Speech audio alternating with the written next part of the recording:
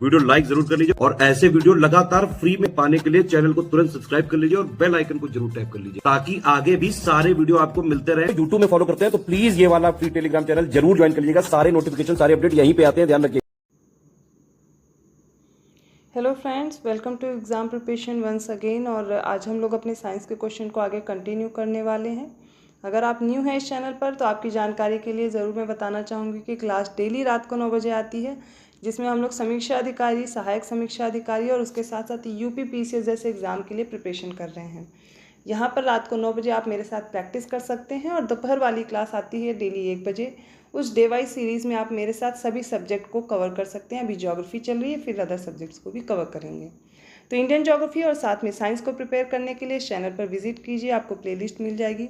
इसके अलावा अगर आप कंप्लीट प्रिपरेशन करना चाहते हैं यूपी पीसीएस एग्ज़ाम, जो कि अभी इलाहाबाद हाई कोर्ट वाला भी आ गया, आरओ का एग्ज़ाम होने वाला है, उसके लिए भी वैकेंसीज़, उसकी भी प्रिपरेशन करनी ही, या फिर आप किसी भी स्टेट पीसीएस एग्ज़ाम की प्रिपरेशन कर रहे हैं, स्टडी फॉर सिविल सर्विसेज को आप फॉलो कीजिए। आसानी से आप पूरा कंटेंट एक ही जगह पा सकते हैं, फ्री में प्रिपेयर कर सकते हैं, या फिर कम समय में बेहतर ढंग से प्रिपरेशन करनी है तो आप पेड कोर्स भी ज्वाइन कर सकते हैं। बेहतर रहेगा आपके लिए एक सही स्ट्रैटेजी के साथ प्रिपरेशन। तो चलिए, लेटेस्ट ट्रेंड और पैटर्न को ध्यान में रखते हुए जो यहाँ पर भी कंटेंट चल रहा है और आपको वहाँ भी पढ़ाया जा रहा है, तो दोनों चैनल को आप विजिट कर सकते हैं। इस चैनल पर तो आप पढ़ ही रहे हैं और साथ में मेन चैनल पर जा करके आप अदर वीडियोज़ भी देख सकते हैं कंप्लीट एक जगह प्रिपरेशन के लिए। चलिए, आज के प्रश्नों को स्टार्ट करते हैं। 440 प्रश्न हम लोग देख चुके हैं। 500 क्वेश्चन की सीरीज़ ये साइंस की कंप्लीट हो जाएगी और इसके बाद हम लोग दूसरे सब्जेक्ट पे पहुंचेंगे। और आप लोग लगातार कमेंट कर रहे हैं किस सब्जेक्ट को पढ़ना है। ज़्यादातर बच्चे पॉलिटी और ज्योग्राफी के साथ हैं, तो ज्योग्राफी के अभी कमेंट्स कम है, पॉलिटी के ज़्यादा हैं। जो भी कमेंट्स ज़्यादा रहेंगे वही सब्जेक्ट स्टार्ट हो जाएगा। और दोपहर वाली क्लास के लिए भी आपके कमेंट आ रहे हैं, अब आप बताइए ज्योग्राफी के बाद क्या पढ़ेंगे। वहाँ पर भी मैं वो सब्जेक्ट स्टार्ट कर दूँगी, क्योंकि जैसा आप लोग बताते हैं वैसे ही मैं पढ़ाने की कोशिश करती हूँ। चलिए, आज का पहला प्रश्न है मीटर किलोग्राम सेकंड। इस प्रणाली में विद्युत प्रतिरोध की इकाई को क्या कहा जाता है? The unit of electrical resistance in the metre kilogram second system is called. Option A है वाट, ऑप्शन बी है वोल्ट, ऑप्शन सी है एम्पियर और ऑप्शन डी है ओम। तो इसका राइट आंसर हो जाएगा ऑप्शन डी, ओम बोलते हैं मीटर किलोग्राम और सेकंड प्रणाली में। अगला प्रश्न देखिए, विभिन्न प्रकार के मलेरिया के लिए प्लाज्मोडियम एक छोटा जो प्रोटोजोआ है, इसकी विभिन्न प्रजातियां जिम्मेदार हैं। इसमें से जो घातक मलेरिया जो सबसे गंभीर है, ये किसके कारण होती है? Different species of Plasmodium are responsible for different types of malaria.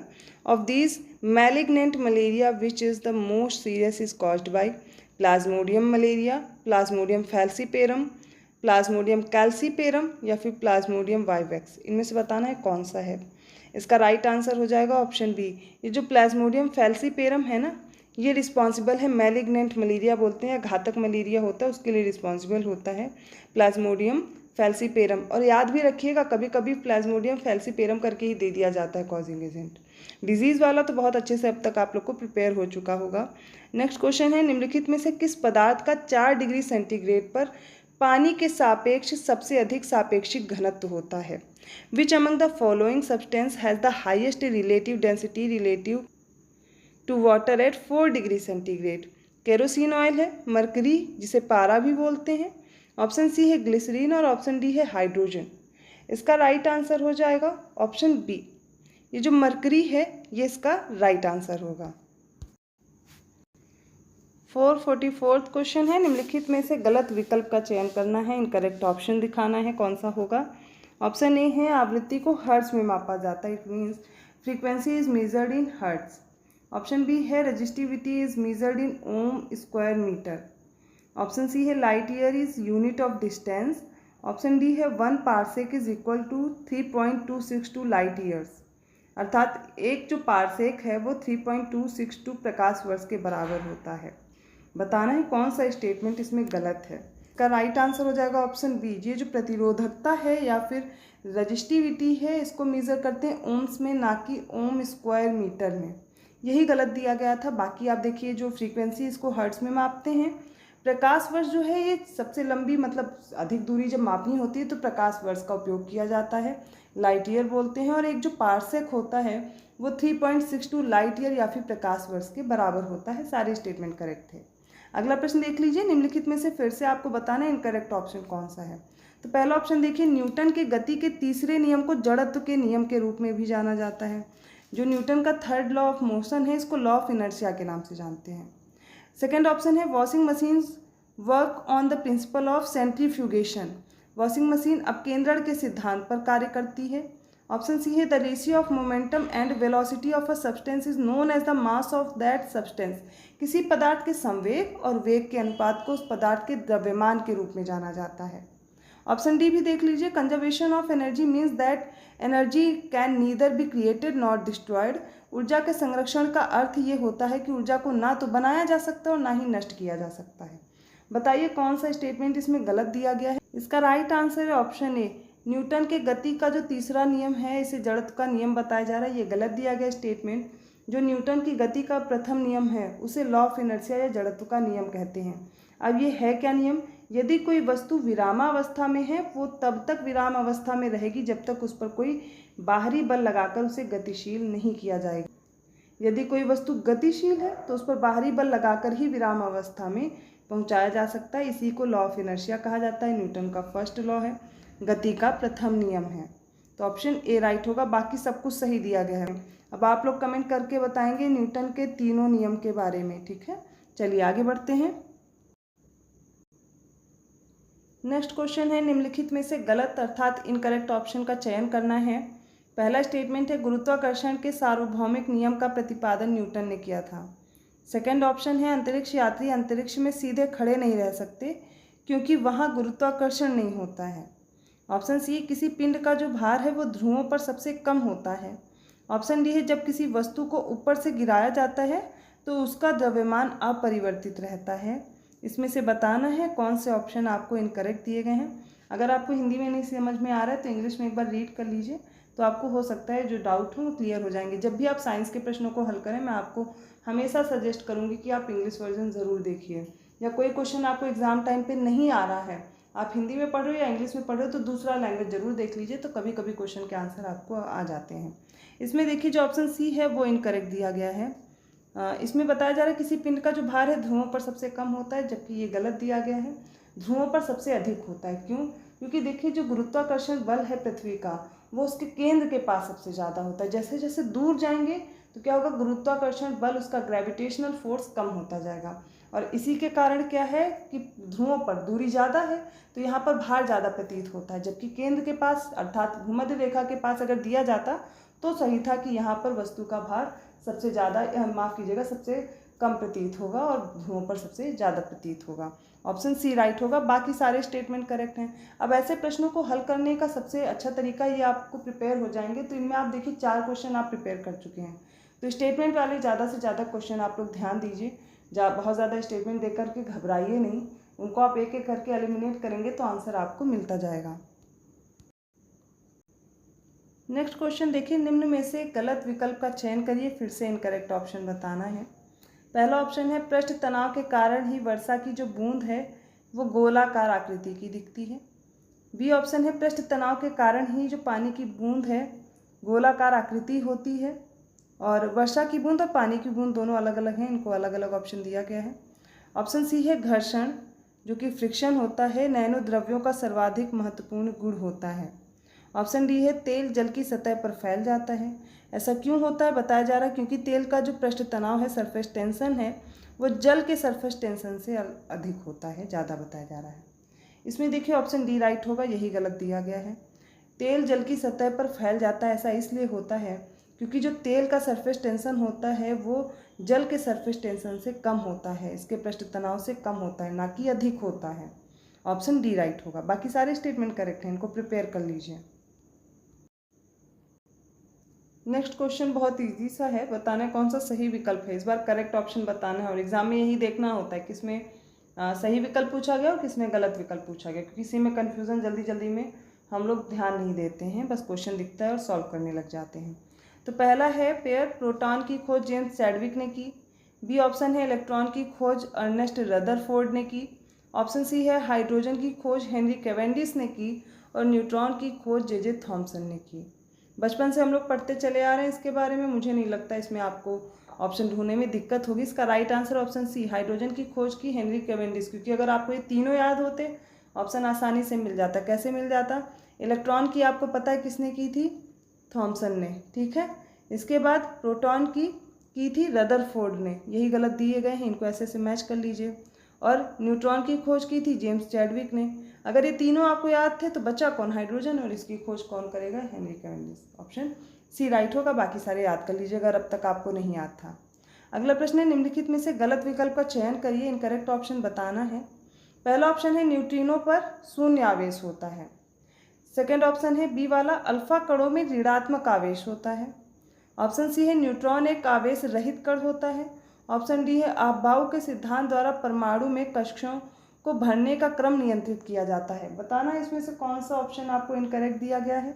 इसका राइट आंसर हो जाएगा ऑप्शन बी, अल्फा कणों में ऋणात्मक आवेश होता है। यही गलत दिया गया है। तो अल्फा कणों पर ऋणात्मक आवेश ना होकर के कैसा हो जाएगा? पॉजिटिव चार्ज, धनात्मक आवेश होता है। बाकी सारे स्टेटमेंट करेक्ट हैं। Neutrino has zero charge. Option C भी सही है, neutron is a chargeless particle. Option D भी सही है, the order of filling of orbitals in an atom is controlled by Aufbau principle. सब कुछ हाई स्कूल में आप लोगों ने पढ़ रखा है और बहुत अच्छे से पढ़ रखा है। मुझे लगता है अब तक नहीं याद है तो अब याद कर लीजिए, रिवाइज तो हो ही रहा होगा।